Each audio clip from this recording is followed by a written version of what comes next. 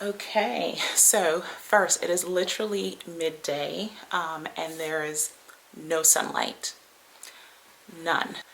It's gonna be dreary in this video. It's dreary outside, it's dreary inside.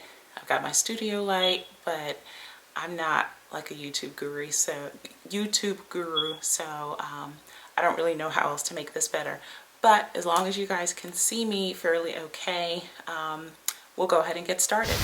Hello, hi, bonjour, hola, baoni. Welcome back to Natty B After Cancer. Today we're going to be talking about 7 ways to stay motivated, and kind of centered around how I also stay motivated as both a breast cancer survivor and a brand new first-time mom. So the first step is defining your goal, making sure that you have a clear personal definition of what the outcome looks like, what it tastes like, what it sounds like, where you'll be when you meet that goal. This next one I probably should have said as the first one, but you definitely want to make sure that whatever it is that you're getting into, whatever goal that you're trying to reach, the success that you are aiming for, that you're actually even interested in it. That's first and foremost. Because listen, if the goal or the objective doesn't interest you, what are you doing? It's not going to be helpful. You're probably going to stop a quarter of the way and you're going to be demotivated. 3, you don't want to over multitask. Now, we work, children, lives, hobbies, friendships. So multitasking is something that we can't do away with 100%. But if you have a goal and you want to stay motivated, you are going to have to say no more often. And saying no to someone else or to another task that doesn't benefit this goal is really saying yes to yourself and saying yes to your outcome. Again, not over multitasking, because doing too many things will distract you from your motivation, will distract you from what it is that you're trying to do and what you're trying to reach. 4, you want to surround yourself with like-minded individuals. And so what do I mean by like-minded individuals?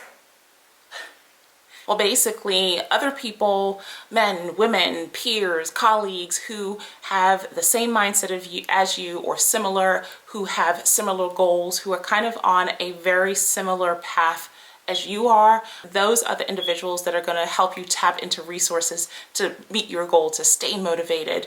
One of the things that I have found, especially staying motivated just to be positive and to thrive and wake up the next day, was finding a breast cancer community, like-minded individuals who have been through what I have, who understand what it means to experience breast cancer or health-related trauma similar to breast cancer, and just really know just how to, it maybe not even necessarily know how to navigate that world successfully, but they could tell you what they have gone through, what they have tried, what hasn't worked, and you can just collaborate. It's a collaborative effort, and when you are collaborating, when it feels like you're on a team with like-minded individuals, it's a little bit easier to wake up and say, I want to do this, I want to try.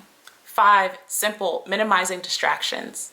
Remove those distractions as best as you can. Not always easy, but when you have too many distractions, or going back to the other tip of not over multitasking, then you're more likely to stay motivated because you don't have your mind in too many pots. 6, counting the small wins. You've got to count the small wins. Count the small wins, guys.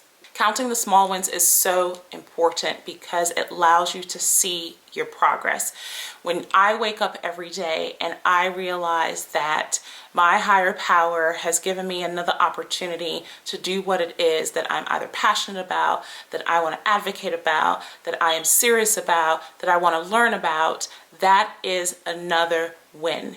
Don't just wait until you've reached your goal to celebrate. Celebrate life. Celebrate the fact that you're breathing.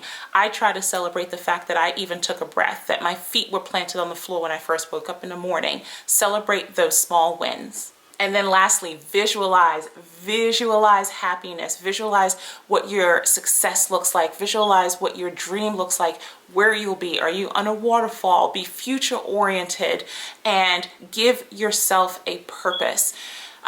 When I was diagnosed with breast cancer, this was very difficult. But over time, I found that the best way for me to stay motivated was to actually visualize my happiness. And now that I'm a mom, one of the things that I do is I visualize things that I want to do with my son when he's older. I visualize things I want to do with my son and my husband as a family by the end of this year, 2 years from now, because then it makes me feel like I can do that. I'm gonna do it. I'll have the opportunity to do it. And that motivates me to wake up, to get going, and to do what it is that I know how to do to the best of my ability. Thank you for watching. Those are just 7 ways that you can stay motivated, how I stay motivated in this really tough world.